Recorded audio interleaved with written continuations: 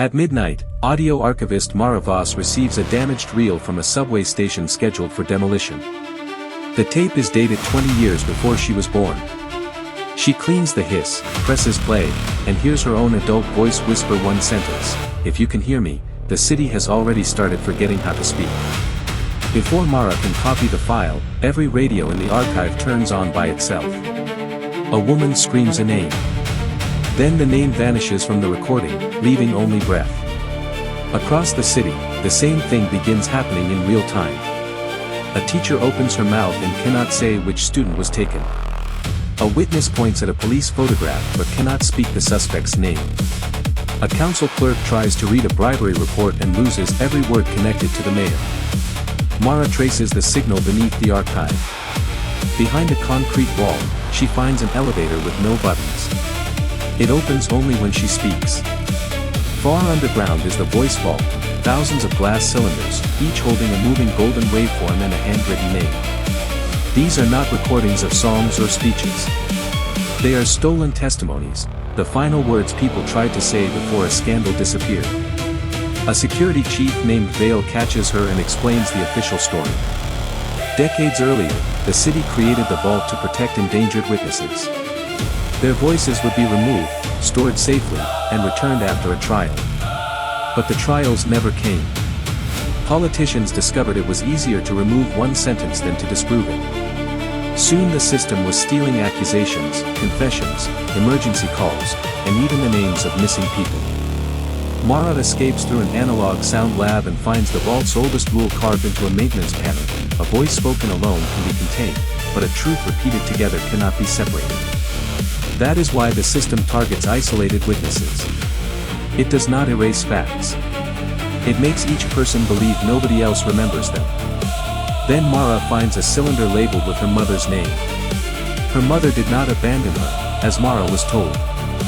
She designed the original witness protection archive and tried to shut it down when the mayor's office weaponized it. Before she disappeared, she hid one confession inside a future biometric pattern: Mara's adult voice. The impossible tape was not recorded before Mara was born. Its date was forged so the vault would classify it as evidence that could not exist. The twist is that Mara is not simply another witness. Her mother raised her voice print from childhood recordings, medical scans, and synthetic forecasts, building a living master key the system would recognize only when Mara became an adult. Every cylinder in the vault is waiting for her exact frequency. Vale offers her a deal. Open only her mother's cylinder, learn what happened, and leave the city silent. Mara almost accepts.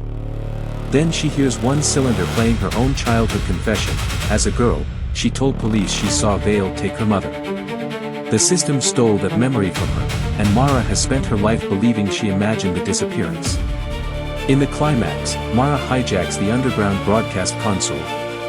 She cannot release the voices one by one because the vault will simply capture them again. Instead, she routes every testimony through every radio, phone, train speaker, and emergency siren in the city at the same second. Thousands of citizens hear the same names together and begin repeating them. That is the ending's real meaning. The vault was never powerful because it could destroy truth. It was powerful because it could privatize truth, trapping each witness inside the fear that they were alone. Once the city speaks together, the system cannot decide which single voice to steal. The cylinders crack, the missing words return, and the official's own confessions become public evidence. At dawn, Mara stands on the archive roof holding her mother's empty cassette. Below, people are speaking names they had forgotten for years. But in the final shot, one untouched cylinder lights up and begins recording the mayor as he tries to deny everything. The machine has changed sides. It no longer steals the witness. It preserves the liar. Would you release every secret if one of the guilty voices was your own?